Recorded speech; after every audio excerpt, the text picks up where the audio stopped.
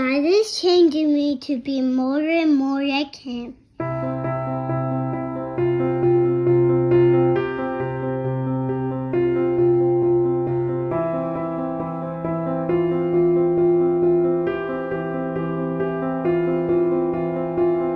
And our faces are not covered. We all show the Lord's glory, and we are being changed to be like Him. This change in us brings more and more glory, which comes from the Lord, who is the Spirit.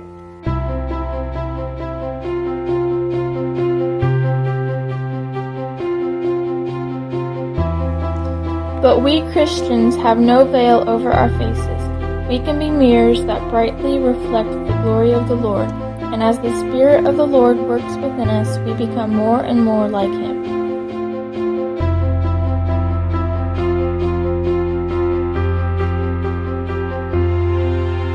All of us then reflect the glory of the Lord with uncovered faces, and that same glory coming from the Lord who is the Spirit transforms us into His likeness in an ever greater degree of glory.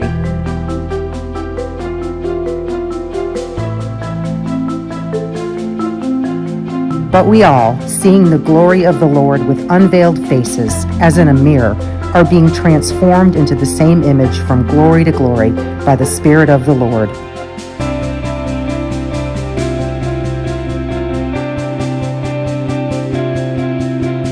But we all, with unveiled face, beholding as in a mirror the glory of the Lord, are being transformed into the same image from glory to glory, just as by the Spirit of the Lord.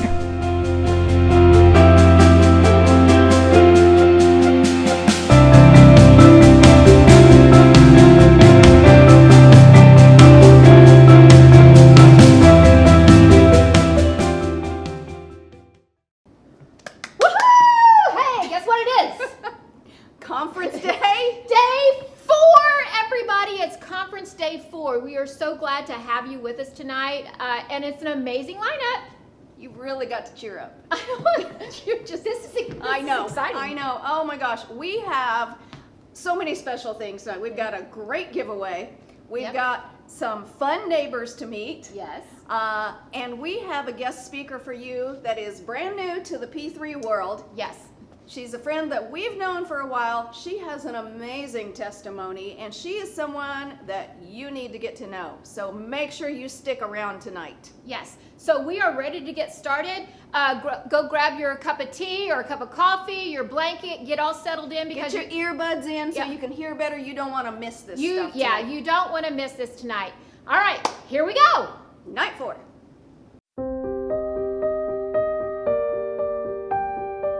We are like clay, static, unrecognizable, nothing. A formless mass with no direction, no purpose, no meaning. We are like clay, pliable, movable, moldable. In the hands of the Creator, we can be changed. Made beautiful, given life. Nothing becomes something extraordinary. The transformation takes time. The process is tedious, difficult, painstaking. But soon, we see the beginnings of something wonderful. The formless takes shape. The unrecognizable finds its identity. The meaningless is given purpose. From nothing comes beauty. We are like clay, each piece different than the next, given unlimited potential in the hands of the potter.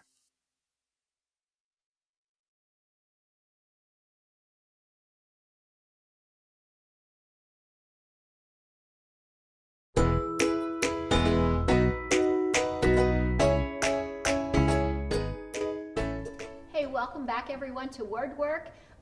We are working on the names of God. We've been studying them so that we would know about God's character. We are supposed to be being transformed every day to be more and more like Jesus. And how can we do that if we don't know what he's like and we don't know his character? That's why we're studying today. Welcome to Word Work. All right, so today our name of God is Jehovah Rapha. Remember, Jehovah means the existing one, the eternal one. That is like God is God, right? And today we're adding to that Rapha, which means my healer. This means physician, cure, repaired, to mend, or to make whole. You'll find this word in Exodus 15, and it's the story of Moses and the Israelites again. Man, we learned so much from Moses and those Israelites. Moses and the Israelites have left Egypt.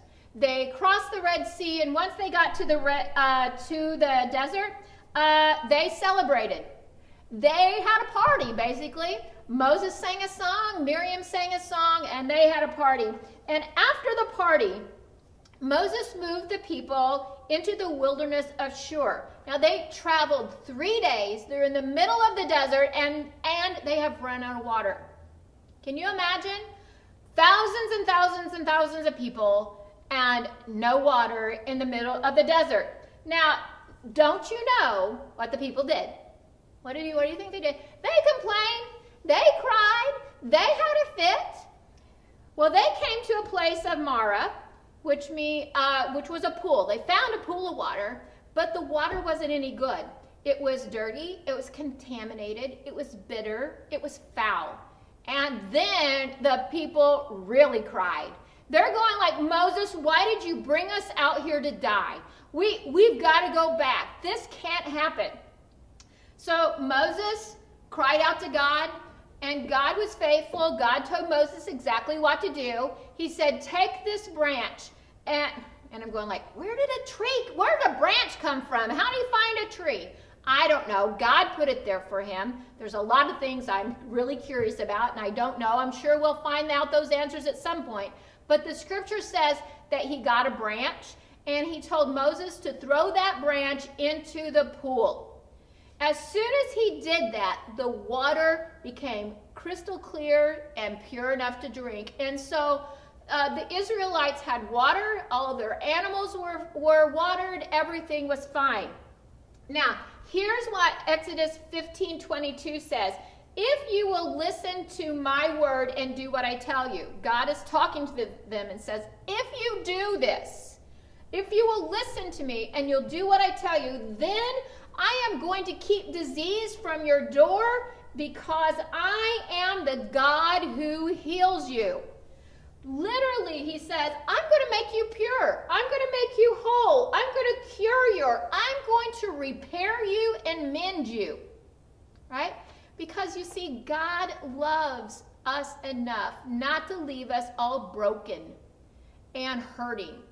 God loves us and he wants us to be whole. He is a God of restoration.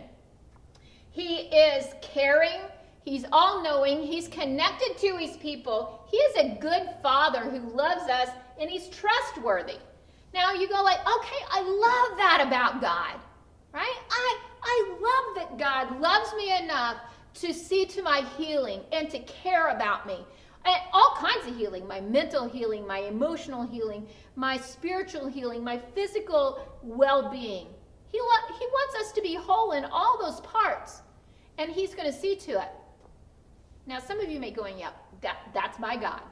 How am I supposed to do that? I'm not a doctor. I'm not a healer. I'm not trained to do those things. Yes, but you can be caring. You can care about the people in your life. You can encourage wholeness and wellness. Maybe you're the friend that goes with somebody as they go to the doctor. Maybe you're the friend that will remind them, hey, let's exercise today. Maybe you're the friend that is connected to them to such a degree you say, hey, I'm praying for you today, and I know you've been really struggling with all these things that are going on. You've been struggling with anxiety or depression, and I'm covering you today. I just want you to know that. You see, are we concerned about other people's health and wellness, and what are we doing about it? It really is what we're supposed to be worrying about for our friends and our family, our community, because you see, just like God is my healer, I'm supposed to start to be that for other people. I'm supposed to care about them enough to do the things that will bring health and wholeness and healing to my family, my friends, and my community. That's your challenge today. How are you stepping out and being the healer that God intended for you to be? All right, you guys, we're wrapping up. I'll see you tomorrow. Make sure you tune back in for us and be transformed.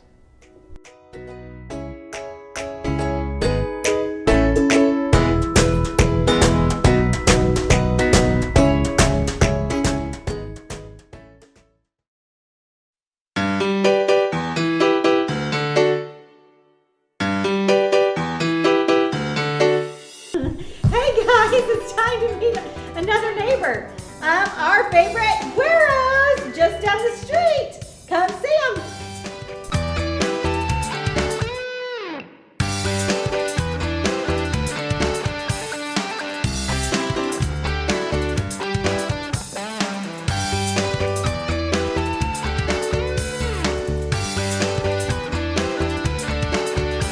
Hey, P3 ladies, here we are down the street at Gueros, and we are talking with the owner, Miss Jennifer. Hi, Jennifer.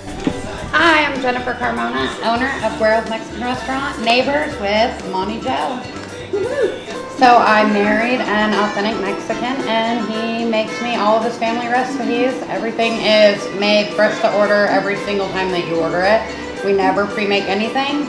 And we make everything very simple and fresh. Right now we are open 7 days a week, 11 to 8, and on Sundays we close at 3. Wow. Okay, speaking of Sundays, I know this is kind of a personal note, and if you don't want to talk about it, that's fine, but do you have some big news about a recent decision you made or something that the P3 ladies might be interested in hearing? I did get baptized this last year. Awesome. So you're on Team Jesus now. I was always on Team Jesus. And so we definitely need to turn more people towards Team Jesus this year. Don't we? Yes. We are so excited to be your neighbor, Jen, and to just, I don't know, it's just really cool the way we share resources. I call you when I run out of sour cream, you call me when you need bags. Yes, everyone was like, oh, we got bags, and I'm like, Mommy Joe just brought them in. And we get to share food.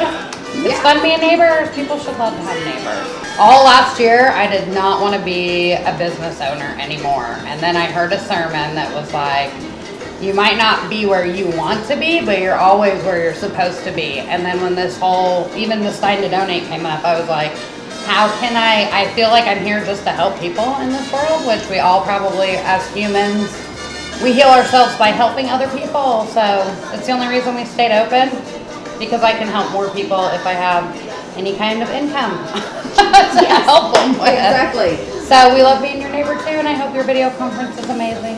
All right, thank you, Jennifer Agueros.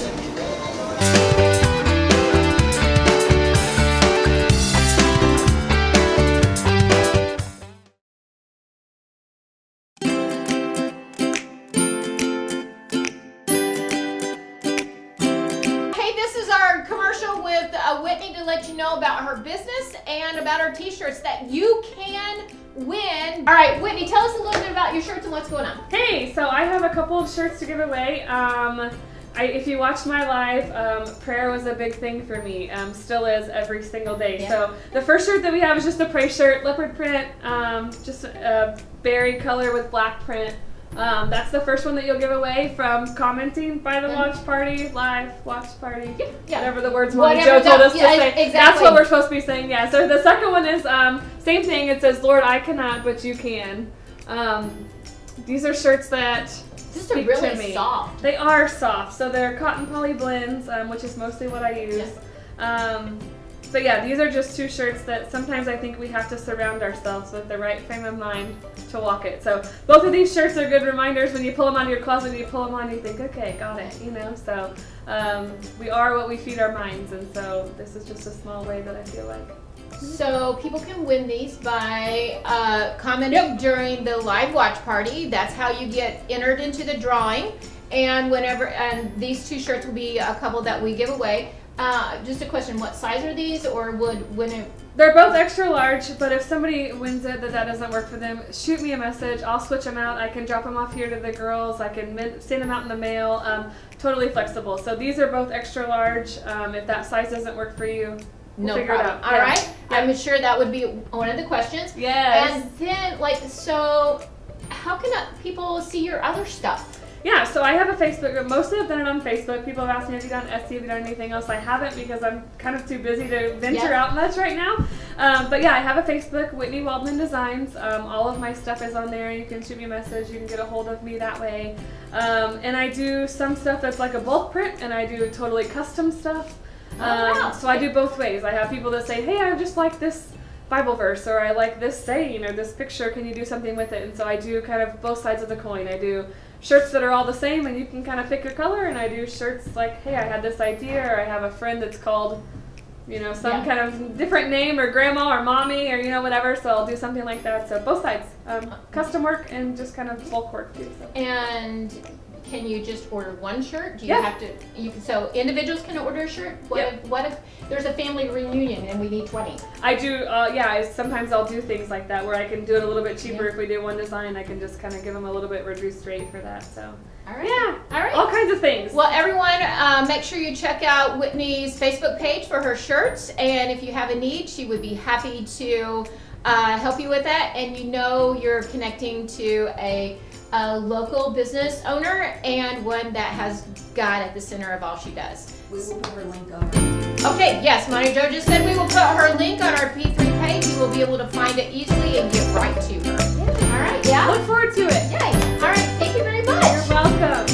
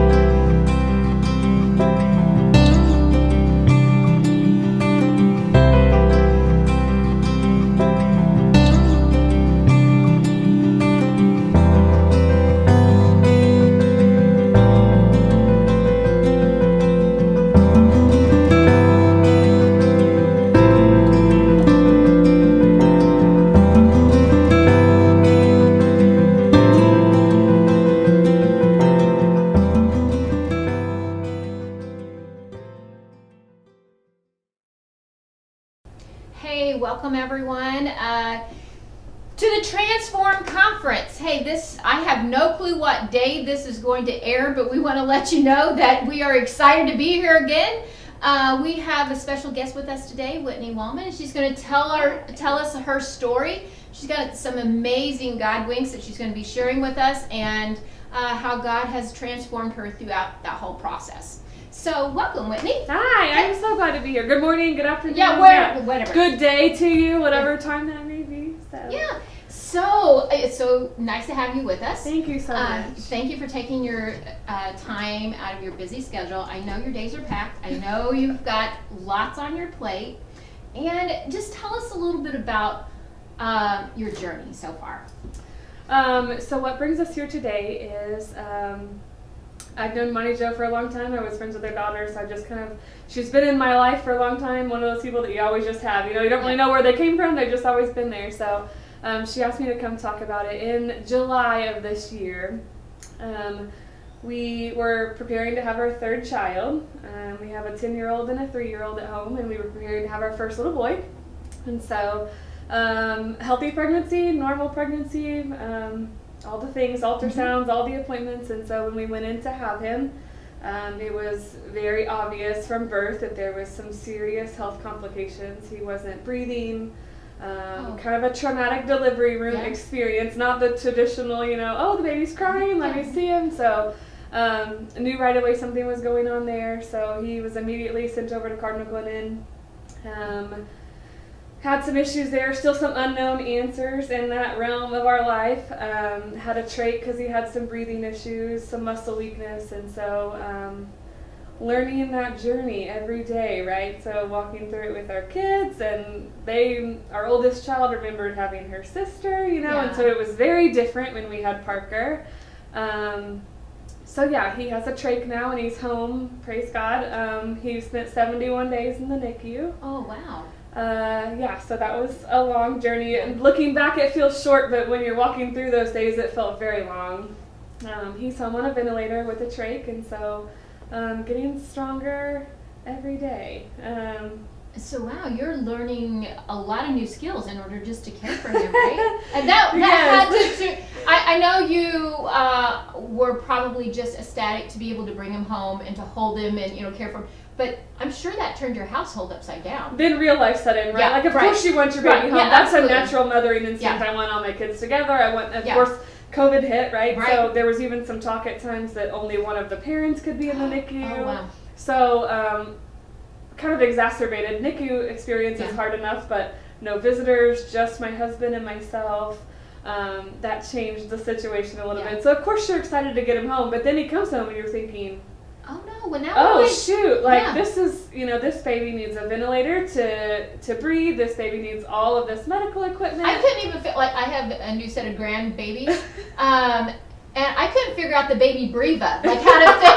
So I just thinking about how to fix a ventilator, do that. It's like I couldn't get the formula out of the thing, let alone something like that. Yes, and so we, along with a medically complex baby, comes nursing in your home pretty much 24 hours a day. So I'm trying to figure out my new baby and how to care for him, and there's people in my home every time, all the time, 24 hours a day for the most part. So just think about that though. I mean, before this experience, would you think about like having somebody in your house 24/7? No. It's like, oh no, that means like, everybody keep your clothes on, right? Or don't leave your underwear in the floor, all those kind of things.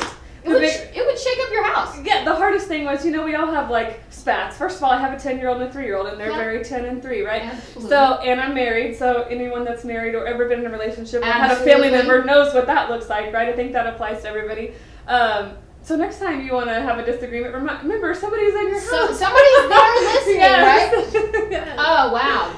That, just even thinking about that aspect and what you would need to adjust and how you would have to transform through that whole process is like mind-blowing. Yeah. And then you add this new little guy. Yep. Who, your heart is just overflowing for, and the medical complications and all the unknowns that must have, I can't even imagine that. I mean, that's an experience I don't have a connection to because I have not done that. But just as a mother's heart, you go like, it almost stops your breathing. Yeah. Yeah. And so, sometimes you don't know how you do it yourself. Looking back, I think, gosh, like that was a lot, But at the time, we didn't feel like that because we truly did feel God had His hand on it, Even from when Parker was very first born,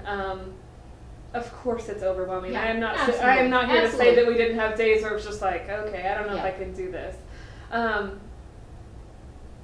But sometimes I think as women we feel so unworthy. We're natural caretakers for the most part, right? And so we think, well, I need to fix this or I need to take care of it. It's all on me. I'll do this. And so it's unnatural to need that from somebody else, And I just felt like God was saying, I've got this one. If you will just let it go, let me hold this in my hands, like He does everything. But sometimes we like to take that back and say, well, I'll take care of this one. It was I just felt God's presence the entire time, and I don't have an explanation because I can't explain it because otherwise I would have just fallen apart. So this supernatural piece just kind of, He provided that for that you almost felt unworthy of, Tammy, because, we think, gosh, does He remember all the times that I messed up? Does He remember all the times that I didn't do the right thing? Does He remember the times I didn't trust Him in these moments? What a perfect example of His unconditional love for us and how much He is consistent and constant in His word. He says He'll do all those things for us. and then when he shows up. When he does, why are we still surprised? I know, right? There was times I told my husband, and I'll share some of that, but there was times I was just like, why does it still surprise me when God says he's going to do what he says he's going to do? Because there's a difference in I believe, I trust, I give this to him. But for me, this was really kind of the first time in my life that I was kind of backed into a corner where I didn't have a choice but to. Yeah. I couldn't fix what was going on with Parker. I couldn't control. I like to control my situations and put them together. I don't know anybody like that, right? It was the first time where I didn't have that ability. It wasn't even an option for me. I had to trust the doctors. I had to trust God with my son. I had to trust everybody that helped me take care of life back home that I just kind of dropped in a minute, and ran off to St. Louis to be with Parker. It was the first time in my life that I this is it. You can either trust or you can let it run away with you, and it changes your life. And again, I tell my husband all the time, why does it still surprise me when God shows up? He's done it time and time and time again, but yet when it happens to you, you think, oh, that's real. Right? I know, right? And I'm always blown away at his patience as he teaches us those very essential pieces that dependence on him. Yes. And I need multiple lessons, right? Me too. I need a reteaching, right? Because obviously there are sometimes that and then I fall back into old patterns. So for all of you guys listening, I'm thinking there's probably a lot of us that can really relate in that. Yeah, we say things and we believe, and then when we're in those crisis moments, we realize how much we still are learning. Yes. Right. Yes. You shared a little bit that there were some God winks in our situation, so I'll kind of share some of that. When we had our 3-year-old, I was working full-time for Rain Lake College, and my husband's work schedule was just crazy, and with 2 little kids and trying to get them here, there, and everywhere, we kind of thought, maybe I should start to stay home, maybe I shouldn't, and it was like, I don't know, on paper, financially, that was not a smart move for our family, and I think if anybody's honest that's ever faced a loss of income, it's never makes sense on paper, right? So I had gotten some things to start making t-shirts, and so I told my husband, I'm going to start making t-shirts, and we all have craft projects, oh yeah, I bet you are. I'll be shocked if I ever see one, right? Or, we like to go to Hobby Lobby and buy all the things, and there they sit, right? So anyway, I told my husband, I'm going to start making t-shirts, and he's like, yeah, okay, babe, that's a good idea. Anyway, so I started doing that and actually made some. Praise God, right? That was a miracle already that I actually did it. So since then, my business just kind of exploded. I was able to do that, pretty much replace my income, at least what I would have made difference in daycare and going to work. And so looking back on that situation, it was like, okay, there's going to be some things in your life that I'm going to need you to be available for. And so he's kind of started paving that road for me to be available, because somebody needs to be with Parker all the time. Nursing is great, but you got to be there with him. Right. And so looking back at kind of things like, okay, that's a God thing, because I'm not any different than anybody else. I just had an idea and I went with it, and God blessed that endeavor, because down the road he knew your life's going to be a little different than it is right now. Fast forward 3 years to now, our situation was difficult to walk down. But it could have been much worse if we would have had to deal with the loss of income then, in conjunction with bringing Parker home. He gave us a little bit of time to say, okay, I'm going to let you get used to this, because I'm going to use it later. You just don't know it yet. You don't know it yet. Yeah. I have this thing orchestrated. So isn't it amazing how when this happens, now look what he's put in place. At the time, I just thought I was quitting my job. I was going to be a stay-at-home mom. It was like, that's what works for our family in this season. I had no idea that it was going to come into play later on. And throughout our journey, Tammy, I think as women, it's easy to miss the little things. We're go, go, go. We're so busy taking care of whoever's in our life, be it a significant other, our family, or extended family, or jobs, or we're all busy in this day and age. But I think it's hard to miss the little things. When I sent my husband to the store right before we had Parker, I sent him to get a little fish tank feeder, so the fish didn't die while we were having our baby. Anyway, I sent him a picture, a screenshot. This is what I want. It was a 3-day feeder. So he goes to the pet store. He comes back with a 21-day feeder. And of course, the rest of us are I sent you a picture. How much easier could I have made this for you? He's like, well, I don't know. When I clicked on it, all I saw was a 21 day, and I'm like, okay, well, I guess they'll be good for a while. Fast forward to that day, right? We're sitting in the hospital. My husband had already gone to Cardinal Glen, and he, of course, prayed the whole way over there. And he's like, hey, you remember that feeder I bought? I feel like God was telling us, like, you're going to need a few extra days. You're going to need some extra days. Yeah, so there's just throughout our journey, I think it's important as women that we don't miss the little things. Because it's easy to not give God that credit. You know, like I could have been like, well, my husband just bought whatever he thought he wanted to buy. But I don't believe that. I believe that was God saying, okay, listen, I am here.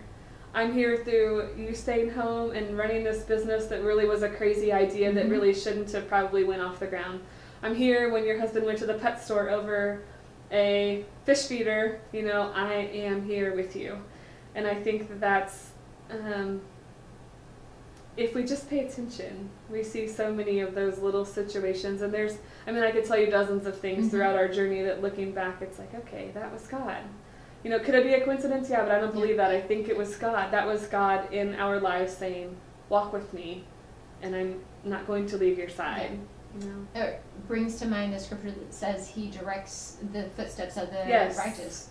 Right? So many times when we wonder what's going on or what, oh, you know, like, I can't believe they did that, or, you know, it is part of the plan. Yes. And we might not see the plan yet. And so one of the things you're considering is how often we miss it. Yes. Yes. Yeah. And have you, what are some of your thoughts about ways that we might be able, what have you learned through that process? How do you get to where you don't miss it as much? That's a good question, Tammy, because I think I spent so many years missing it, right? For us, it was kind of twofold. I think it's staying connected with people that remind you of God is there. You know, you don't miss what you aren't focused on. And so I think that in the busyness, it's easy to lose track of, okay, my devotion is important. Time with my church family is important. Connecting with believers is important. And we actually had a small group that we met with that I think helped us, like, hey, remember when that happened? Like, I feel like that was God telling you. And I think, first of all, we have to stay focused on it. You can't see what you're not paying attention to. And some of those things would have been easily dismissed, like, oh, that was just, that wasn't God, you know. And I think the other thing is just to stay in prayer. I continued praying the whole time Parker was in the hospital. God, show me. Be intentional and ask him, show me where you're at. Remind me that I'm yours. Remind me that I am who you say I am. Remind me that you are in protection of this whole situation. In any situation. My situation right now is specific to a medical baby, but it's been through so many things, right? Like I had been through a divorce previously to my marriage now, and I think it applies to all of life. God, show me that you're here. And he always hears that prayer, and that's been my experience. If you will just stop and be quiet for a minute and listen and powerful. Watch him piece those pieces together. That was the biggest thing for me, is I just continued, God, show me. I need to know that you're here with me, and he never let me down. And there was always a comment here, or a weird happening here, or just the peace. That was the biggest thing. That was a peace that I didn't deserve, that we don't deserve as sinners, that God said, be still. Just be still. Yeah. So those are real actionable steps. Be connected to people that are God people that will help you remember. Have some time for stillness with him, and being really specific in your prayer and asking him to show you. Yeah. So I don't think I had ever prayed such specific prayers. Yeah. You know, it's easy to say, God, show me how to be more like you, or God, you know. Right. I think since then my prayer life has transformed to, I can be real. He already knows it, Tammy. You know, I think as women we're like, well, if I don't say it, he won't know it. And I think once you kind of take down that curtain, you know, and you think, okay, God already knows. You know, since then my prayer life has been transformed, and I started doing some journaling, which really helps. I think some people like it, some people don't, but writing down and going back. You know, I think that's a really good way to catch where God was in your life too, because I'll go back and read some of my prayer journal and I think, well, God answered that prayer. Yeah. I just kind of missed it. My life shifted, and I kind of forgot about that, but he had already taken care of that. So that's a big one. I think, I know your conference is transformed, but it did change my prayer life, that I can say, God, I need you in this situation. We have to be careful, right? We can't tell God what to do. We can't tell we got to be easy and know that we got to be open to His plan, not just ours. But my prayer life totally changed completely, because it wasn't just be here. It was help me know that this is gonna be okay at the end of the day, even if Parker's not okay. Right. So yeah, that would be staying connected was the biggest one for us, I think. Okay. Keeping that body of believers. So you just mentioned how your prayer life transformed. Have you noticed other areas being transformed? What additional things is He showing you or transforming in you? Oh, Tammy, everything. Yeah. Everything. My home life, my family life. I think that it's so much easier. I was kind of like I told you, I like to control situations. I like to know how they're going to go. I like to plan them out. I like to know this is the road that we're walking. But when God shows you how much He can handle the big things, like my son, who's now home, he was probably the youngest baby. They said they had discharged in a year with a trach from the NICU. They just don't get to come home that early.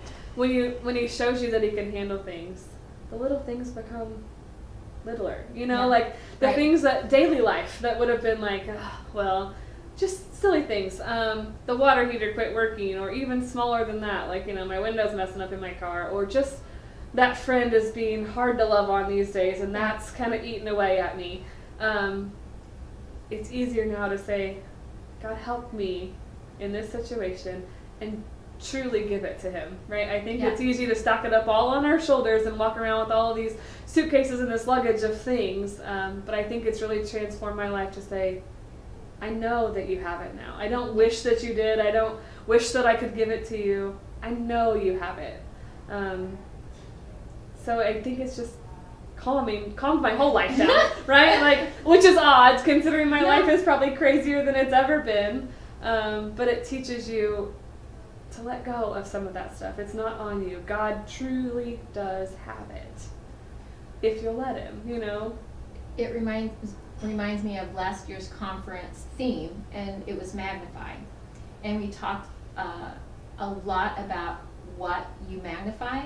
When you magnify one thing, something else is smaller. Yes. Right? Yes. And what you just described is, if I keep my focus on Him, these other things that sometimes seem very large, but if I'm looking at Him, it's like perspective. If He's right, this is much smaller. Yes. Right? Yes. And so all those circumstances, all the things that we could get hung up on and make very large, if we shift our perspective to Him and really magnify Him, then He asks us to do that because He knows it's good for us. Yes. Right? And we are much more peaceful when we're able to do that. And the transformation you just described is that that's becoming more consistent and constant. Yes. Right? Yes. Rather than in the really bad times, I want God. Yeah, and then exactly. when it's good, it's like, He was good, but I think it's easier He's always good. He's always good. He's always the same. He's always faithful.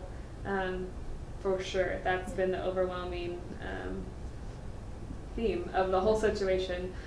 Because, Tammy, I'll be honest with you, there were some really dark days that probably should have broke me as a person. I remember they did some tests on Parker to see why he couldn't breathe, what was kind of going on. And my husband and I were in his hospital room, which I don't know if you've ever been in a NICU room, but they're like tiny, right? Like me and you, probably, right? Yes, yeah. They were doing just a routine test and looking down his throat, and they came back out in the scope and they couldn't gain his airway back. So we're talking, Brett and I were maybe 4 or 5 feet away from him, and he's a full code. Oh my. And I'll probably get emotional talking about it, but that moment shouldn't have been something with peace. And I think when God shows up like that, you don't have a choice but to say, okay, I'm yours, And so it was a very hard situation. But I think from that moment, I don't think it has to be that big of a moment. I think I was just like you. I was too hard-headed to do it before that, right? So I didn't want to listen. I wanted to do it my way.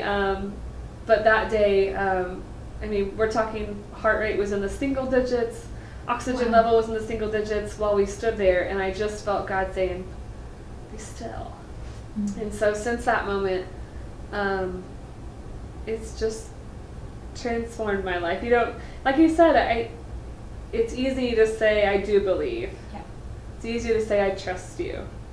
But do ya? You know, and so I wish I would have known years ago that it was if I just gave it to him and let him show me how different my life could look. You know, I think I am a naturally anxious person. I want to worry and hold on to things, and so God has transformed that in my life. Thank goodness, because if I was still as anxious now as I was before all of this, I probably wouldn't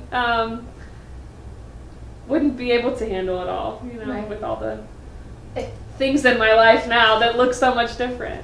That was one of the things I was just getting ready to ask. It was like, okay, you seem like you've got it all together. I mean, whenever I, you know, the things I read that you post, and I know this is a circumstance. It's very difficult, life-changing kind of circumstance. And she seems like she's got it all together. Tammy, you know better. It's like, and one of the things most people know about us is that we are very real. Yes. And it's like we're not going to sugarcoat it. We're not going to say we always have it together. We're not going to say that we never mess up and, you know, like, look at us, woo woo, you can do this, right? But that you mentioned that some days are really hard. Oh gosh, yeah. So I think that's still the same piece that I was talking about. Mm-hmm. Like, oh, my life is crazy. I am not put together because my life is perfect by any stretch, or that everything goes the way that it's supposed to go. I was always a person that wanted to respond, and, you know, I want to respond to every message and every email because I don't want people to think I forgot them. Like, on any given moment right now, my phone's exploding, but it's not because my life is together. It's because I know someone who keeps it together. Yeah. My life is ridiculous, Tammy, and there's days where nobody gets dressed and nobody gets out of their pajamas, and we probably ate, like, crackers and cheese. But I think it's easier to show that it's going to be okay because I know the one who holds the future. Mm-hmm. And so I think it is a valuable point to know that it's not always good days. There are days where I'm just like, okay, time out. Like, I can't do this for one more minute. But God. I always say that to my husband, but God, you know. Yeah. We're blessed with good nurses. We're blessed with people that help us. Our community kind of wrapped their arms around us and carried us through hard days, and still do. The Bible group our Bible study group that I told you are still there for us. But no, it is not a sunshine and rainbows kind of life. But I think all of us have the capability to have that peace. Right. Right. You know, this peace doesn't come from everything happening. God doesn't fix everything for me. No. There's hard days. There's days where, most recently, like 3 of my nurses were out for COVID, so I literally had no nursing. Yeah. So no, my life is not all together, but I think, again, you touched on it. If you focus on the bright spot, the rest of it just kind of goes away. I still have things. All kinds of things. We all do, even the people that aren't honest and real about it. Right. And there's still hard days. I can't tell you that, I just say God has it and everything's still peachy. There's still tears. There's still days that are just rough. And I would imagine, I mean, you're not living in this bubble. You have a family. You have other members of your family, but in addition to Parker. Right. And so you've got these 2 little girls who still need a mommy. Yes. And you still have a husband that needs his wife to show up, you know, in the relationship. But what are some of the things you're noticing about your family as a whole? I mean, you've talked a lot about how you have transformed, your prayer life is transformed, how you've dealt with your anxiety has transformed. How I'm not going to say controlling goes away, because I know that I understand another control person when I see one, but it shifted, and you recognize the things that are in your sandbox and the things that aren't. So a lot of things personally for you have shifted. But talk to us a little bit about, like, how you're coping or managing with your other kiddos or your husband. of course, changed that part of our life too. So we talked about earlier, you know, there is somebody always in our house. So sometimes until we're made to do something, we don't, right? So we all had those mom moments where like, just stop! Yes, yes. Stop doing what you're doing. But I think I saw what God did in me, and I wanted to show that to my family. So I think when you start to allow God to change you to be more like Him, that changes the rest of your relationships too. It's changed the way that I parent my kids. It's changed my relationship with my husband, where, again, as a control freak, I think that kind of goes in with perfectionism, and it's okay to not be perfect. So our family dynamic has changed. I'll be honest, prior to this, we didn't really do like a family Bible study, or like we didn't really bring that aspect, and we were believers, we went to church, we did all the things, but only kind of at surface level, you know, it wasn't like a dig deep, and so we started doing some things with our girls, like if you've never heard a 3-year-old say an honest prayer at mealtime, you're missing out, right? So I think it allowed me to teach my family what I was shown by God, and my husband as well. He's done the same thing, you know, and it allowed us to get really real with our prayers. You know, it's easy to pray in front of your kids and say, well, just help us be more like you, you know? But we started praying things like, God, help us, help Parker, help our family. And even when our kids, we have a 10-year-old that is very preteen. It helped us to sit down and pray with her. God, help her be calm. Help her know that you're here. Help her, you know, with her, which we probably wouldn't have done that before, because it was like, well, I don't, you know, those are a little too real for a 10-year-old. Right. But it definitely changed where he's just present all the time. Not that we weren't believers, we didn't go to church, we did all the things, but totally shifted from we believed where God's always here. He's always in the center of our family. It really introduced that into our life. Again, not to say we weren't doing those things before, but just centered around it now. Right. God's not somebody you meet when you go to church on Sundays. It's not somebody we just talk to at mealtime and at bedtime. Like, yes. It just comes up in natural conversation, and it has shifted. Our 10-year-old deals with a lot of anxiety, and the more we talk about it, the more it becomes her in mental voice. You can hear her when she gets upset. She'll say, I'm just going to go to my room and say a prayer.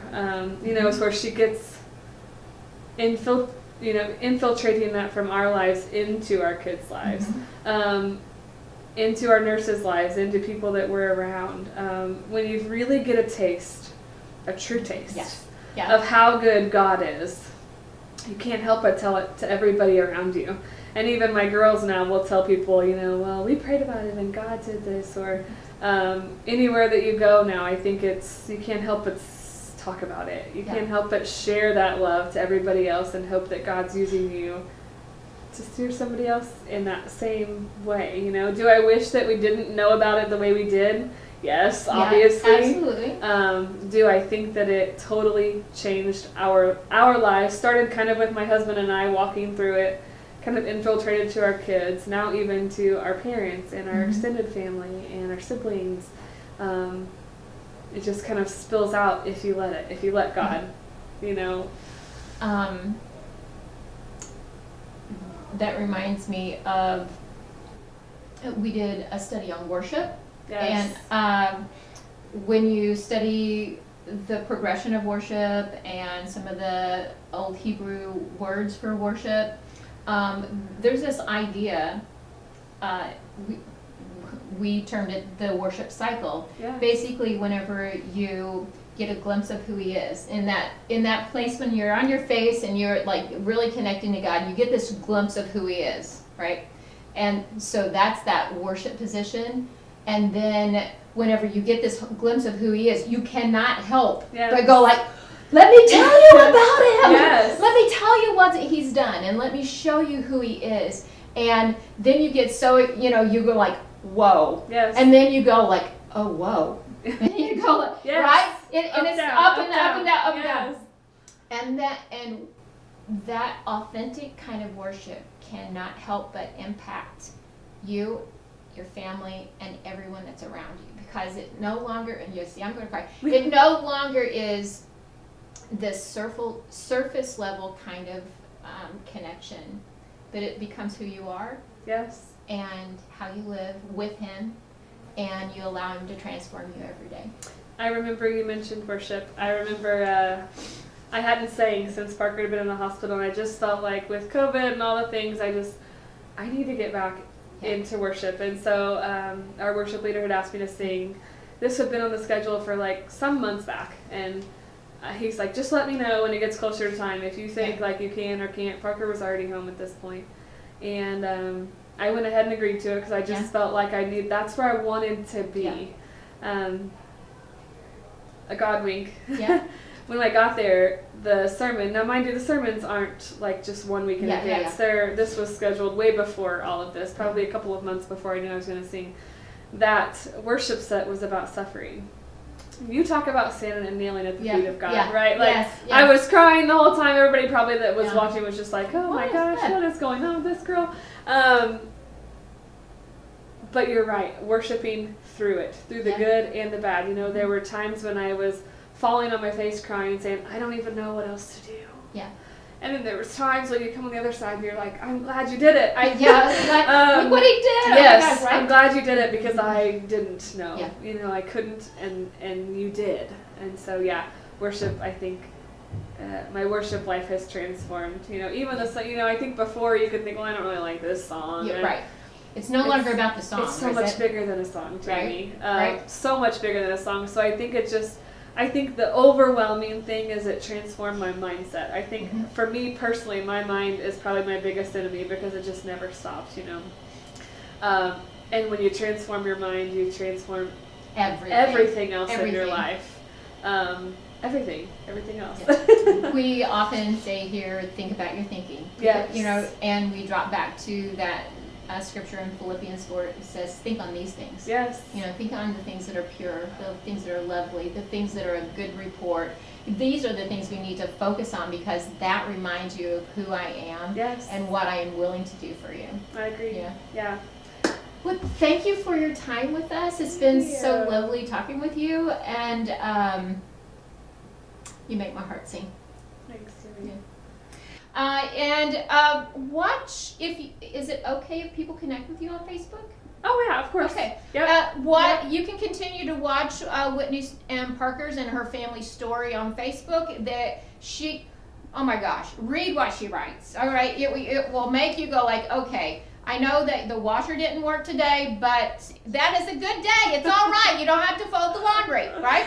So that's a better day now. You're looking at that different now. So, you know, she will inspire you. She will help you keep your thinking in the right place and encourage you through her example and through her stories.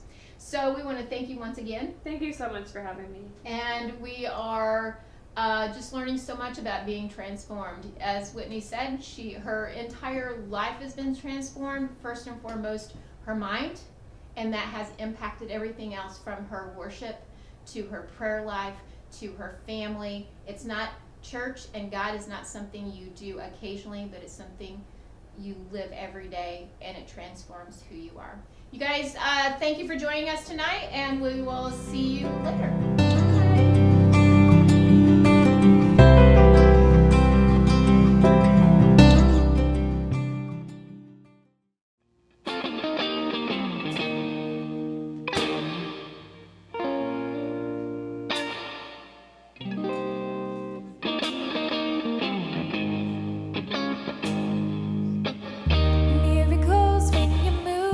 Such an easy thing for you to do.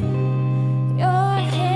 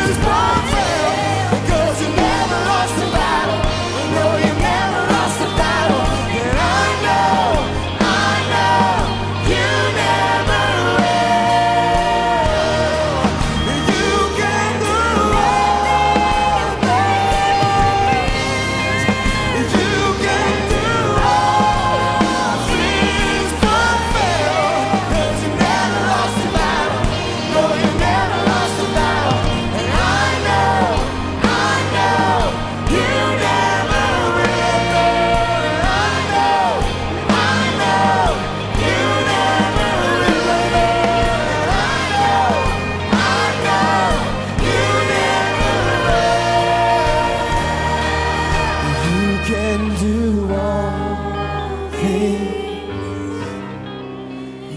can do all things but fail. 'Cause you never lost a battle. No, you never lost a battle. I know, you never know, and I know, you never know, and I know, you never. Hey, ladies. Wow. What else can I say? Oh, Whitney, what a powerful testimony. And girl, you don't even know how much you're inspiring those of us who are watching you on this journey. Ladies, you know, Whitney almost didn't come and talk with us because she was having a day where she said, I just feel unworthy.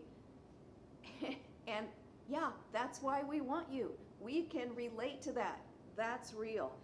We have watched Whitney walk this journey, and I know she's still got so much more to go, as we all do in our adventures. But when we learn to truly give it over to God, we can do it. We can do all things because He can do all things. Thanks for being with us tonight. And tomorrow night we have another special guest for you. And we're working on Saturday's big finale.